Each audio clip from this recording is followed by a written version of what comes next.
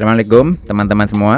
Hari ini kita akan berjalan-jalan ke Kota Gede, salah satu kampung atau kawasan di selatan kota Yogyakarta, tepatnya di sisi timur dan selatan yang berbatasan dengan Kabupaten Bantul. Apa yang menarik dari Kota Gede? Mari kita berjalan dulu dari Janti ke selatan, pertigaan Janti. Jika arah kita dari Solo ya, kita belok ke kiri atau ke selatan terus lurus, masuk perempatan, masuk ke Jalan Gedong Kuning. Setelah itu kita belok lagi ke selatan menuju ke Kota Gede. Mari kita eksplorasi bersama.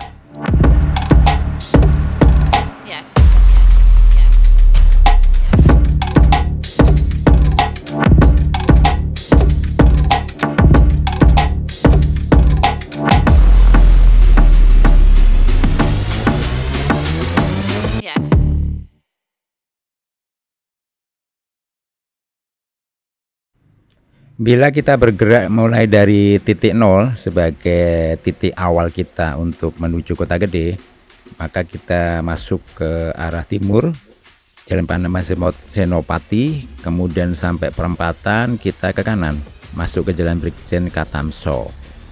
Kita terus ke selatan sampai ketemu dengan perempatan Jalan Parantritis. Kemudian kita belok ke kiri atau ke timur, terus ke timur sampai mencapai pertigaan paling ujung. Kemudian itu adalah Jalan Gedong Kuning. Kita belok ke kanan, terus kita akan masuk ke gerbang kampung Kota Gede. Mari kita lanjutkan perjalanan kita.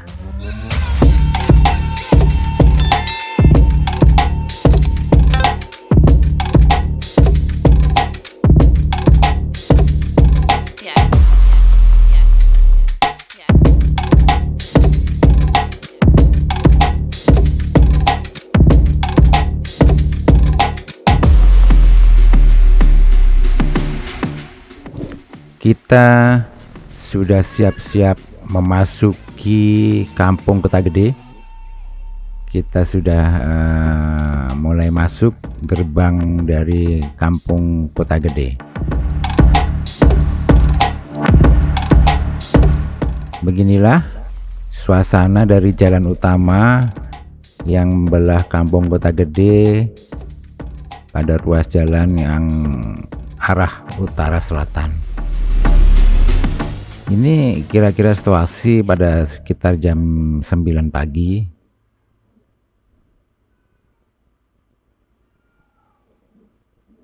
Sudah cukup banyak aktivitas, namun masih belum terlalu ramai. Kalau ramai biasanya macet jalan ini, sekitar udah nanti agak siangan begitu.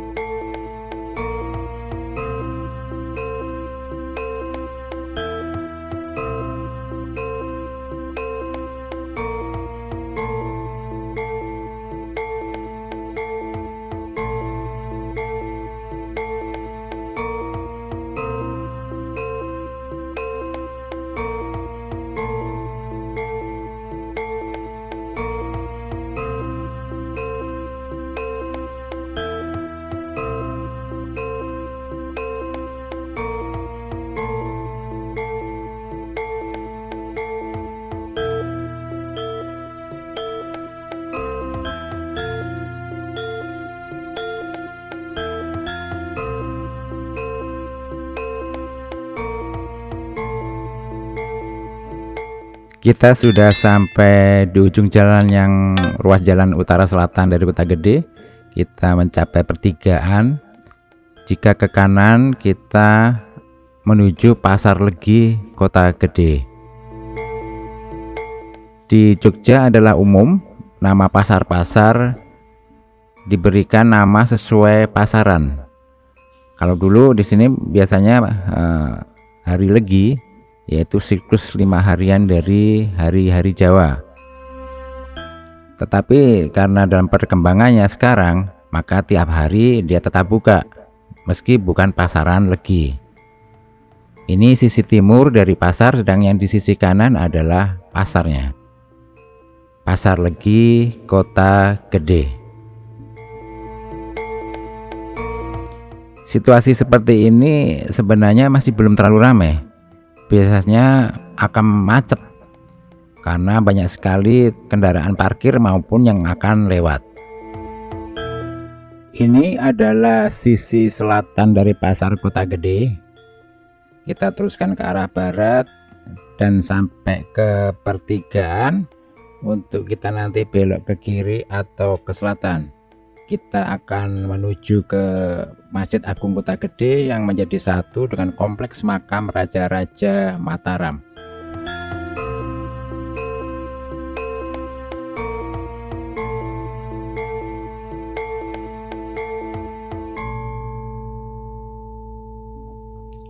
Kita akan memasuki makam Raja-Raja Mataram. Di sini disemayamkan para pendiri awal dari Kerajaan Mataram Islam, termasuk juga beberapa raja yang paling awal disemayamkan juga di sini. Bersumber dari Babat Momana, diketahui pembangunan kompleks makam Raja-Raja Kota Gede dimulai pada tahun 1589 dan selesai pada tahun 1606. Makam raja-raja ini dikelilingi tembok bata merah tebal, sedang letak makam di sebelah barat Masjid Agung Kota Gede. Di dalam kompleks makam terdapat 3 cungkup. Cungkup yaitu bangunan pelindung makam yang berbentuk seperti rumah. Sesuai urutan dari selatan ke utara, ketiga cungkup tersebut bernama Bangsal Prabiaksa, Bangsal Witana, dan Bangsal Tajuk. Berikut catatan singkat daftar raja-raja yang dimakamkan di pemakaman Raja-Raja Mataram. Sebelum Panembahan Senopati memulai pembangunan kompleks makam Raja Kota Gede, beberapa tokoh telah dimakamkan di sini. Tokoh tersebut dimakamkan dalam kubah besar, antara lain Sultan Hadiwijaya dan Ki Ageng Pemanahan serta anggota keluarganya. Di tempat ini juga dimakamkan Panembahan Senopati yang wafat pada tahun 1601 di sebelah barat makam Ki Ageng Pemanahan sesuai dengan wasiatnya. Tokoh lain yang dimakamkan di kubah besar tersebut antara lain Ki Juru Mertani, Nyi Ageng Nis, Panembahan Sedo ing Krapyak atau Raden Mas Jolang, Sultan Hamengkubuwono II, Adipati Paku Alam yang pertama, Adipati Paku Alam kedua, Adipati Paku Alam ketiga, dan yang keempat. Menariknya lagi, makam Ki Ageng Mangir setengahnya berada di dalam kubah dan setengahnya lagi berada di luar kubah. Ki Ageng Mangir merupakan salah satu menantu sekaligus musuh Panembahan Senopati yang dimakamkan sesuai statusnya. Jumlah makam yang ada di kompleks makam Raja Kota Gede, baik yang berkubah maupun yang tidak berkubah, berjumlah total 627 makam. Sebenarnya batas-batas wilayah Kota Gede di masa Mataram dulu sedikit berbeda dengan pembagian wilayah saat ini. Karena wilayah Kota Gede masa dulu terletak pada 2 daerah tingkat 2 di masa sekarang, yaitu Kecamatan atau Kapanewon Kota Gede yang wilayahnya masuk Kota Yogyakarta dan Kecamatan atau Kapanewon Banguntapan yang masuk wilayah Kabupaten Bantul.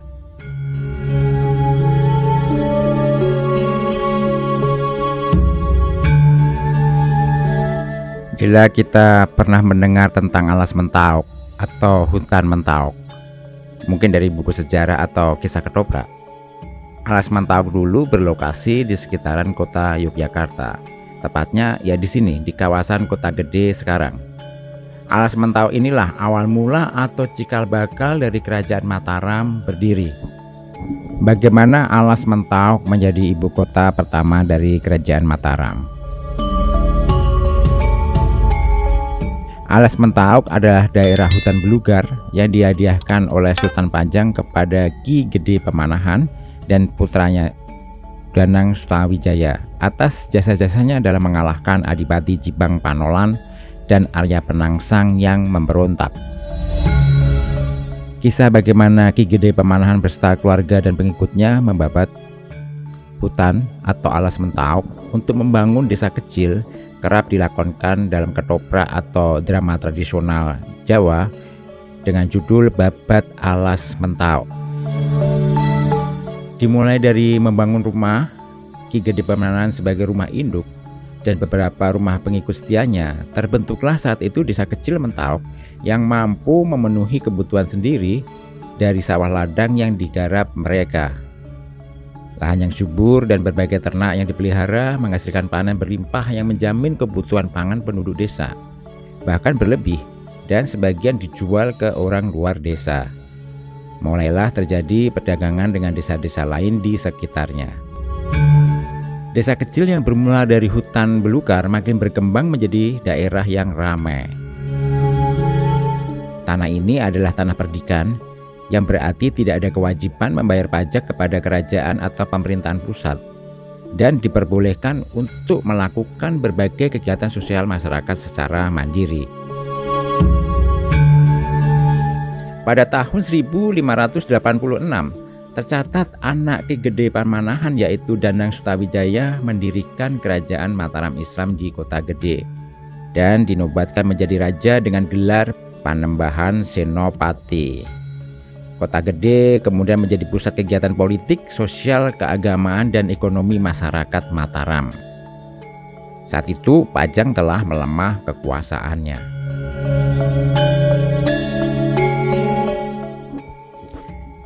Mataram berkembang pesat dan sangat disegani oleh berbagai kerajaan Nusantara lainnya. Bahkan VOC juga selalu berhati-hati sekaligus mengawasi perkembangan Mataram yang makin pesat.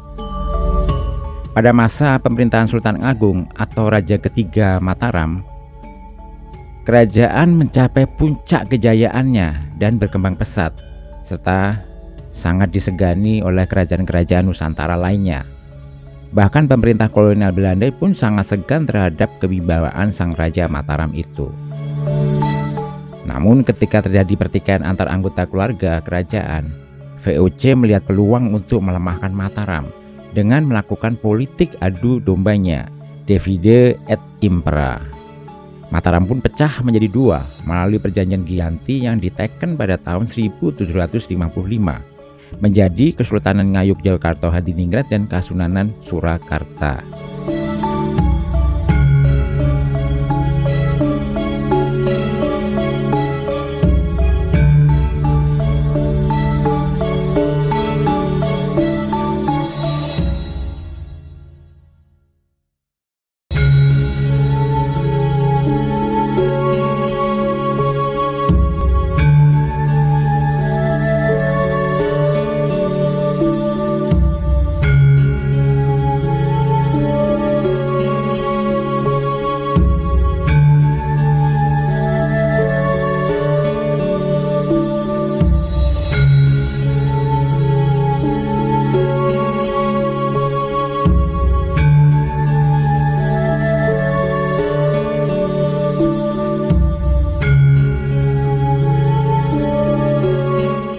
Kapanewon Kota Gede sendiri terdiri dari kelurahan atau kemantran Prenggan, Probayan, dan Rejo Winangun. Kota Gede terkenal dengan beberapa kuliner khasnya yang mungkin susah ditemukan di daerah lain, seperti kue kembang waru, yaitu sejenis kue bolu berbentuk seperti kembang waru berkelopak 8 yang melambangkan hasta brata, yaitu sifat-sifat yang harus dimiliki oleh pemimpin yang dianalogikan dengan benda-benda alam, yaitu matahari, bulan, bintang, air, tanah, angin, awan, dan samudra. Kemudian kipo, ini termasuk kue yang sejarahnya sudah sangat tua, bahkan sudah dikenal sejak zaman Mataram kuno. Para bangsawan keraton pada masa lalu menjadikannya sebagai makanan favorit. Menurut mitos yang asal-asalan, nama kipo timbul karena pada saat itu orang bertanya jajanan ini apa dalam bahasa Jawa. Iki opo, jadi disebut kipo. Ya, ini sih sebenarnya kotak adik gatuk. Kipo sendiri terbuat dari tepung ketan berwarna hijau dari daun pandan dan di dalamnya terdapat campuran gula Jawa dan parutan kelapa.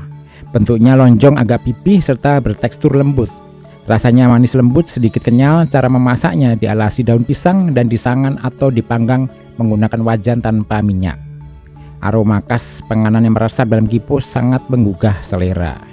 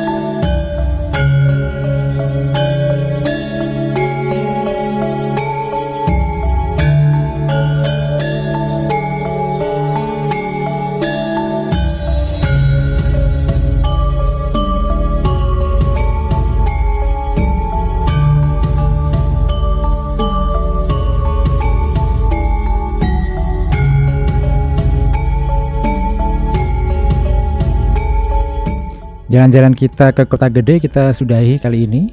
Kita akan coba untuk eksplorasi tempat-tempat yang lain di Kota Jogja maupun di berbagai kota lainnya. Terima kasih. Wassalam.